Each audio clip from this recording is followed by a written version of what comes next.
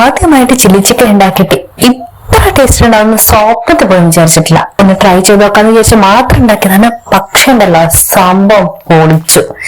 ഇനി റെസ്റ്റോറന്റിനും chilli chicken വാങ്ങി cash ചെയ്യേണ്ട ആവശ്യമില്ല. അത്ര കോൺഫിഡൻസ് ഇപ്പൊ എനിക്കുണ്ട്. കാരണം ഏത് സംഭവം പൊളിച്ചു.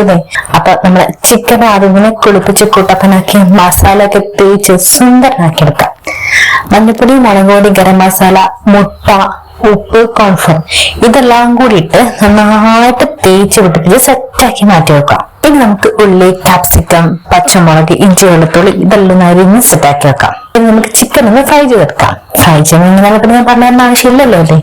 ഇനി ആ പാനിനകത്തോട്ട് തന്നെ കുറച്ച് ബട്ടർ ഇട്ട് ഇഞ്ചി, വെളുത്തുള്ളി, പച്ചമുളക് ഇതെല്ലാം ഇട്ടൊന്ന് ഇട്ട് വഴറ്റിയെടുത്ത് പിന്നെ ഇതിനകത്തേക്ക് ഉള്ളി, കാപ്സിക്കം ഇവയും കൂടി ചേർത്ത് ഒന്ന് ഇളക്കി സെറ്റ് ആയതിനു ശേഷം അതിനകത്തേക്ക് പൊടികളായ മഞ്ഞൾപ്പൊടി, മുളക് പൊടി, കുരുമുളക് പൊടി, ഞാനൊരു പാത്രത്തില് സോയാ സോസും ടൊമാറ്റോ സോസും കൂടി കുറച്ച് വെള്ളവും ചേർത്ത് ഒന്ന് കലക്കി വെച്ചിട്ടുണ്ടായിരുന്നു. അതും കൂടി ഇതിനകത്തേക്ക് ചേർത്ത് ഒന്നും കൂടി ഇളക്കി ഒന്ന് സെറ്റാക്കി എടുത്തതിനു ശേഷം ഇതിനകത്തേക്ക് ഫ്രൈ ചെയ്ത് വെച്ച ചിക്കനും കൂടി ചേർത്ത് ഒന്നും കൂടി ഇളക്കി സെറ്റാക്കാം.